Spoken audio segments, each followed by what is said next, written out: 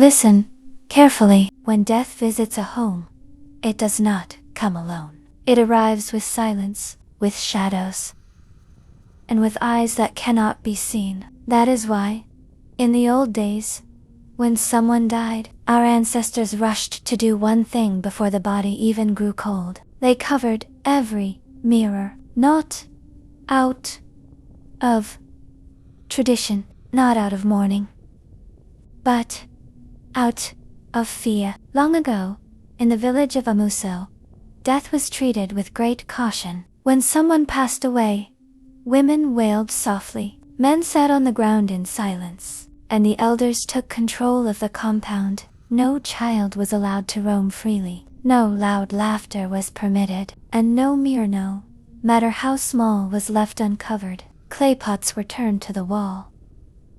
Polished metal was wrapped in cloth. Water basins were emptied, because reflections were dangerous. The elders taught that when a person dies, their spirit does not leave immediately. For a time, it lingers, confused,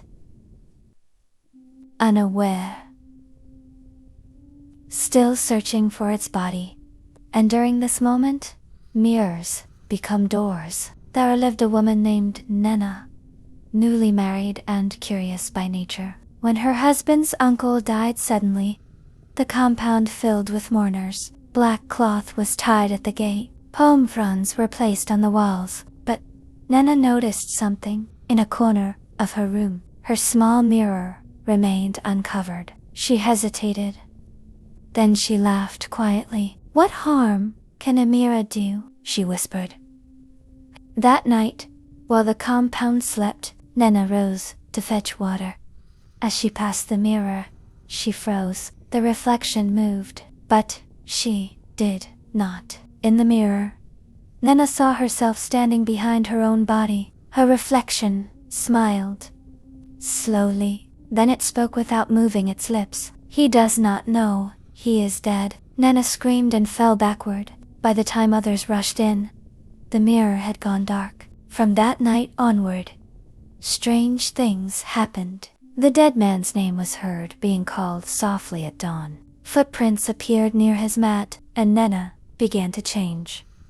She stared at reflective surfaces too long. She spoke to her own shadow. She claimed the mirror showed her visitors at night. The elders knew. They gathered and questioned her, and when she confessed about the uncovered mirror, the oldest elder closed his eyes in pain. "You allowed the spirit to see itself," he said, "and a spirit that sees itself trapped becomes restless." The elders explained the ancient truth. When a spirit sees its reflection, it may believe it is still alive, or worse, it may believe another soul has taken its place. Such spirits do not leave peacefully. They cling. They wander. They pull the living toward the mirror world. That same night, they performed cleansing rites. The mirror was wrapped and buried far from the village. Sacrifices were made. Prayers were whispered.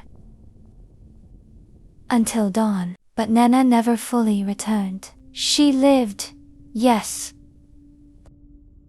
But sometimes, when she passed a still pool of water, she would stop and smile. That is why our ancestors covered mirrors when someone died. Not because of superstition, but because death confuses the spirit, and reflections confuse it even more. Mirrors do not only show faces, they show doorways, and when grief opens the door, you must never allow the spirit to see itself, because not all reflections belong to the living.